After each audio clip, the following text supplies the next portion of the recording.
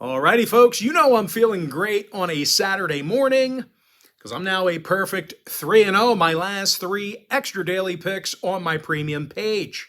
And the best part is I have another extra daily pick going off here today. And if you sign up for that membership on my premium page, you're going to get access to that package every single day for the next 30 days. And as an added bonus, guys, you're also going to get access to my daily best play for the next 30 days, absolutely free. It's going to be included with your purchase. Now, if you feel like maybe you'd want a little bit more than just 2 premium selections a day, well, you may want to think about joining my board member package. And I'll explain a little bit more about that in just a moment. Now, real quick, some of you may be wondering what the difference is between what I do here on YouTube and what I do on my premium page. Well, what I do here on YouTube is I'll handicap the entire slate of games in any given sport, side and total. And what I do on my premium page is, well, I share with you which one of these free picks I actually like the best. I currently have over 710 members who are signed up and active on my premium page right now. And once again, folks, if you sign up for my board member package here today, it's going to give you access to that membership every single day for the next 30 days. And as an added bonus, you're also going to get access to my board member podcast absolutely free. It's going to be included with your purchase. I'm 11-3 in my last 14 daily best plays, 3-0 my last 3 extra daily picks. And finally, folks, I'm a perfect 4-0 my last 4 board member tier package picks on my premium page. And the great news is, folks, I have plays going off in all of those memberships here today. Once again, that website is patreon.com/BrockPage. And with that, let's go ahead and dive into some free content. We're going to start off with the Brewers at the Yankees, 2:05 Eastern first pitch in the Bronx. The New York Yankees are minus $1.50 at home, totals 8.5. Michael King for New York, Wade Miley for Milwaukee. Miley's 7-4 on the year with an ERA of 3.33. Miley also comes into today's ball game with a solid 1.14 whip. He's pitched pretty well this year. And if you think of it, the strength of this Milwaukee organization over the past handful of years, it's been their pitching. These guys are allowing fewer hits per contest this year than any other pitching staff in baseball right now. And fortunately for them, they're actually facing one of the worst hitting lineups in the game here today in the Yankees. New York averages fewer hits a game than any other lineup besides Oakland. They're averaging just 7.2 hits a game at Yankee Stadium. They spent a lot of money. They got a lot of sluggers on the team, and they're just not getting the job done. Now, the Bombers have also had their hands full with the National League this year. The Yankees have a losing record in their interleague showdowns. The Yankees did go 7-3 to the under in their last 10. Meanwhile, Milwaukee saw 4 out of their last 7 on the road stay under the total themselves. Give me the Brewers plus 1.5, under 8.5. Next matchup, Mets at the Twins, 2:10 p.m. East. Minnesota's minus $1.45 at Target Field, totals 9 runs. Kenta Maeda for Minnesota, David Peterson for New York. Now, Peterson's still just 3-7 on the year. He's got an ERA in the 5s. I feel like he's been 3-7 for like the entire second half of the season. I think he almost went into the All-Star break with that 3-7 record. But even if Peterson has a good outing here today, he might not get the run support he needs. The Mets currently have a bottom 5 hit-producing lineup, struggling to get base runners. They're also facing Kenta Maeda on the mound for Minnesota, and strikeouts are definitely up for the righty. Maeda's fanned 94 batters and just 83+. When it comes to offensive production, the Twins now find themselves in the top 10 in runs per game at home. Royce Lewis bats .320 with an OPS in the 900s. Meanwhile, Donovan Solano's just a handful of points shy of batting .300 himself. Now, as a team, the Twins have a win percentage of .660. Is that a win percentage? Why did I say it like that? A win percentage Let's start over. Rewind. The Twins have a win percentage of .667 in their interleague home games. The over cashed in Maeda's last 4 starts, 8-3 to the over in his last 11 starts. New York saw 8 out of their last 11 David Peterson starts get over the total themselves. Give me the Twins minus 145, over 9. Next ball game, Diamondbacks Cubs, 2:20 p.m. East. Chicago's minus $1.45 in the friendly confines, total 6.5. Justin Steele for Chicago, Merrill Kelly for Arizona. And as good as Kelly's been this year, well, the D-backs don't pitch well on the road. They're allowing 5 runs a game in their travels. They're also in the bottom 5 in the National League in strikeouts per 9 on the bump. They're facing a Cubbies team who loves to pound the baseball at Wrigley Field. These guys are a top 5 run producing lineup at home this year. Cody Bellinger hits .318, and he has the 7th highest OPS average in the bigs. Nico Horner's the team leader in hits. And even if the bats go cold here for Chicago, well, they probably won't need many runs with Justin Steele on the mound. The lefty's 16-3 this year with an ERA of .255. Now, oddly enough, I do think this one can get over the posted total. Both dugouts do have some pretty potent sluggers. Give me Chicago minus 145, over 6.5. Next ball game, Royals Blue Jays, 3:07 Eastern start time. Toronto's minus 235 at home, totals 8.5. Kevin Gausman for the Blue Jays, James MacArthur for Kansas City. Now, the righty MacArthur's got an ERA in the 10s in just 10 2/3 innings of work.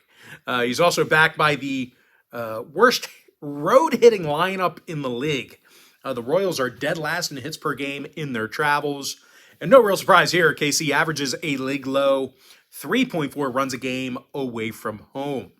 Now they're taking on a 10-win Kevin Gausman, who's got an ERA in the 3s and a whole lot of strikeouts. The righty Gausman's punched out 207 batters on the year. He's also backed by one of the better hitting lineups in the game. The Blue Jays are in the top 5 in hits per contest. Vlad Guerrero's the club leader in home runs and RBI. George Springer scored a club best 77 times. When it comes to the total, the Royals have certainly had a tough time producing runs against Toronto in recent gatherings. They're actually averaging under 3.7 runs a game in their last 10 meetings with the Blue Jays. So if you're into historical trends, certainly want to think about that one there. Give me Toronto minus 1.5, under 8.5 runs. Next contest, Dodgers Nationals, 4:05 Eastern first pitch. The LA Dodgers are minus 215 on the road here, totals 9.5. Bobby Miller for Los Angeles, Jake Irvin for Washington. And out of 107 plus innings of work this year, the righty Irvin's recorded only 3 wins for the Nats. He's also got an ERA in the 4s along with a 1.38 whip. And in their last 10 gatherings with Los Angeles, the Nats have had a tough time producing runs. They average only 3.8 runs a game in their last 10 meetings with the Dodgers. And we could see more of the same here today with Bobby Miller on the bump. The righty's 9-3 with the Dodgers this season, and he's also got a solid 1.14 whip. And even if Miller struggles here today, these Dodger sluggers can certainly score with the best of them. LA averages more runs a game on the road than any other lineup in the league, and that it's actually more than Atlanta and the Rangers. Freddie Freeman's got the 3rd highest batting average in the majors, 5th highest OPS. Mookie Betts, he's in the top 5 in home runs, RBI, and OPS himself. Now, total-wise, the Dodgers do have the ability to put this one over themselves. They also went 4-0 to the over in their last handful of road games. Now, Washington saw 5 out of their last 7 at Nationals Park get over the line. Give me the Dodgers minus 1.5, over 9.5. Next matchup, it is going to be Mariners at the Rays, 4:05 Eastern first pitch. Tampa Bay is minus $1.25 at the Trop, totals 8.5. Aaron Savali for Tampa Bay. No confirmed starter yet for Seattle, but regardless of who throws out the first pitch for the M's, It's tough to take the Rays down at the Trop. Tampa's got a .658 win percentage in St. Petersburg. And this tough Tampa pitching staff, they allow fewer hits a game at home than any other pitching staff in the American League. The righty, Aaron Civale, he's been no exception to that.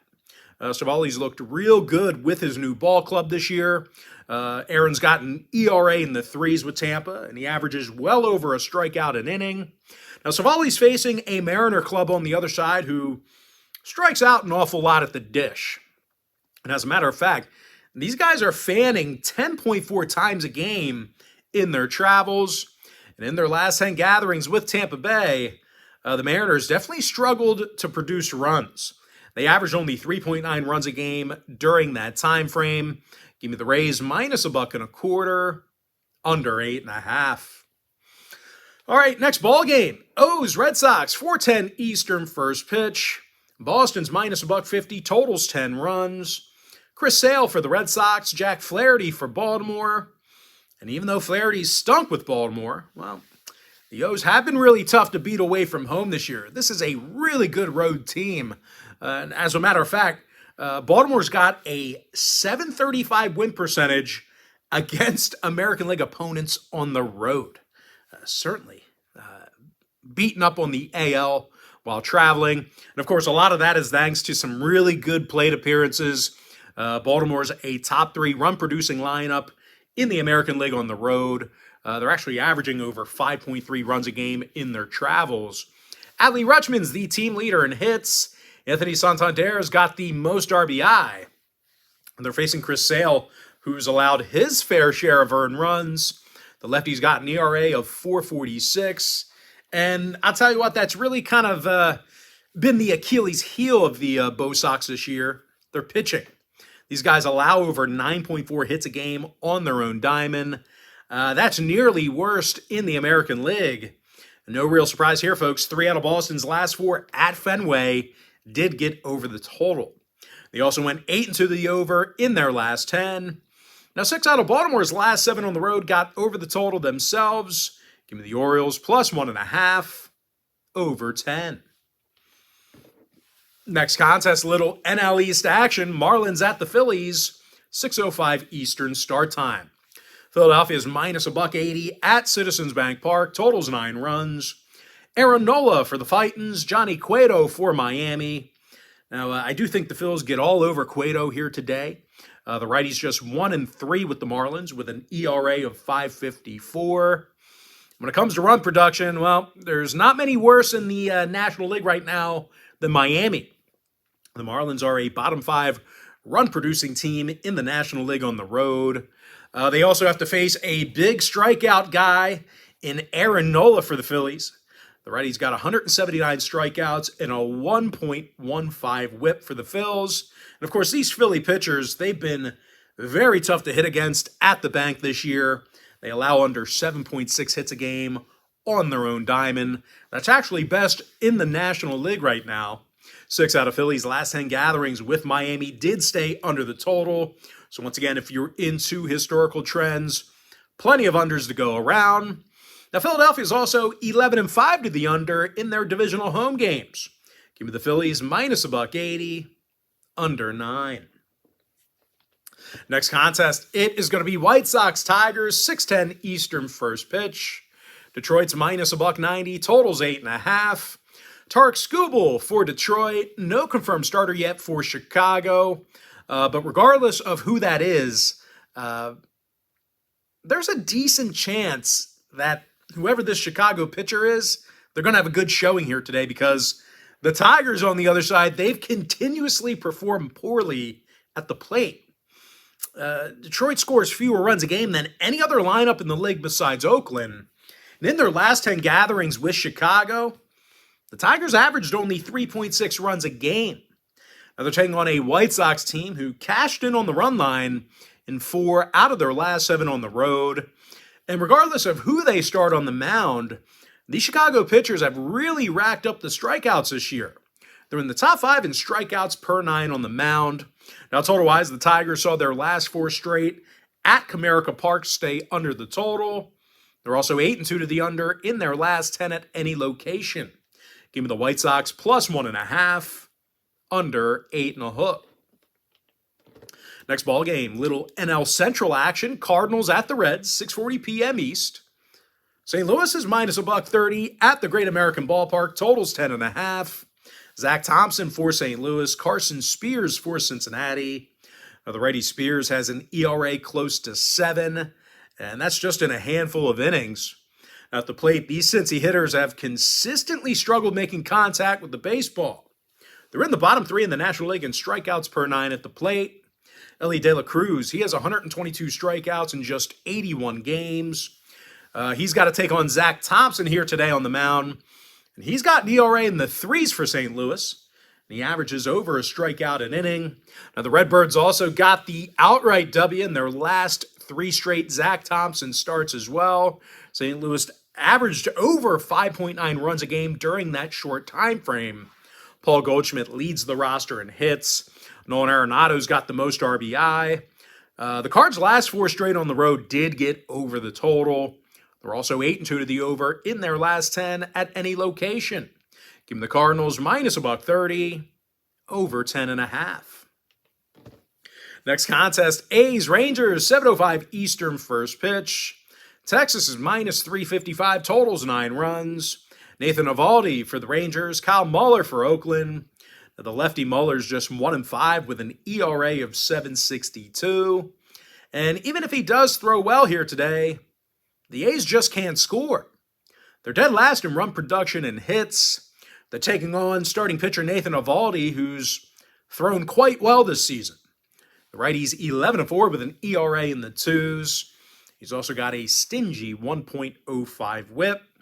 And even if the righty does struggle here today, these Texas hitters still score more runs a game at home than any other lineup in baseball.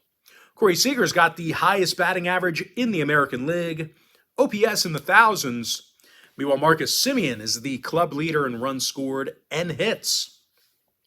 Now, total-wise, the Rangers should be able to put this one over themselves. I know they've struggled over the past month or so, really just having a tough time here, kind of collapsing. But, this is the type of series where, you can break out of a slump. You can turn things around here. The Rangers also saw 6 out of their last 7 ball games at Globe Life Field get over the line. Now, the A's on the other side, they are 60% to the over in their last 10 themselves. Give me the Rangers minus 1.5, over 9. Next contest, Padres, Astros, 7:10 p.m. East. Houston's $1.35 at home, totals 9. Christian Javier for Houston, Seth Lugo for San Diego. Now, Lugo's got 117 strikeouts and an ERA in the 3s. And when it comes to this San Diego pitching staff, well, the Pods are currently in the top 3 in the majors in fewest runs allowed per game. Now, as a team, San Diego did get the W in 5 out of their last 7, and they actually had some really good at-bats during that time frame. They're facing Christian Javier on the other side for Houston, and he's given up his fair share of earned runs. The Astro righty has an ERA of 4.65. And as a team, the Stros lost 4 out of their last 7. And that includes an embarrassing 11-2 defeat to the Pods just last night. Now, total-wise, the Padres are 11-4 to the under in their interleague road games. As a matter of fact, San Diego's gone 66% to the over. Back up. The Pods are 11-4 to the over in their interleague road games. They've gone 66% to the over in all of their contests against the American League. Give me San Diego plus 1.5, over 9. All right, next contest, Pirates, Braves, 7:20 p.m. East. Atlanta's minus 235, totals 10 runs. Dylan Dodd for Atlanta, Johan Oviedo for Pittsburgh. Now, Ovi's recorded 14 losses this year. He's got an ERA in the 4s. I also doubt that the Pirates can keep up with Atlanta offensively. They're averaging under 7.7 hits a game in their travels. They're in the bottom 3 in the National League in that category. they're facing an Atlanta club who can pretty much outscore anyone. These guys are the major league leaders in run production and hits. Matt Olson leads the league in homers and RBI. Ronald Acuna's got the most stolen bases in the majors. He's got a staggering wins above replacement average of 7.2. Incredible. Now, out of Atlanta's last 10 meetings with the Buccos, they've averaged over 6.9 runs a game, so they've really done well offensively. They've given these Pittsburgh pitchers absolute fits. No real surprise, the Braves saw their last 4 straight at Truist Park get over the total. Meanwhile, Pittsburgh's gone 60% to the over in their last 10 themselves. Give me the Braves minus 1.5 over 10. Next matchup, Rockies-Giants, 9:05 East. San Francisco's minus 265 at Oracle Park. Totals 8 runs. Logan Webb for San Francisco. Chase Anderson for Colorado. Now Anderson's 0-4 through 59-plus innings. The righty's got an ERA of 6.49 along with a 1.56 whip. And pitching aside, the Rockies have really failed offensively on the road. These guys score fewer runs a game away from home than any other club in the National League. And we could see some more of the same here today when they go against Logan Webb. The righty's got 173 strikeouts and a 1.09 whip. When it comes to offensive production, the Giants have had little issue scoring runs against Colorado. They're averaging over 5.4 runs a game in their last 10 meetings with the Rockies. Thairo Estrada leads the roster in hits. Wilmer Flores has the highest batting average and the most home runs. The under did cash in 6 out of San Francisco's last 10 ball games. Meanwhile, Colorado's 14-7 to the under against the NL West on the road. Give me the Giants minus 1.5, under 8 in the tight window. Next and final free pick, Guardians-Angels, 9:07 East. Cleveland's $1.20, totals 8.5. Lucas Giolito for the Guardians, Tyler Anderson for Los Angeles. Anderson's got a losing record in an ERA of 5.55. The lefty also comes into today's game with a sloppy 1.53 whip. And these Angels pitchers, they've really been a problem this season. They're allowing nearly double-digit hits a game in their own ballpark. They're facing a Cleveland squad who's been a real tough out on the road this year. These guys strike out a league low 7.1 times a game on the road. And believe it or not, the Guardians are now a top 10 hit-producing lineup away from home. Josh Naylor's the club leader in RBI. Stephen Kwan's got the most hits. 4 out of the Angels' last 5 on the other side of things at home got over the total.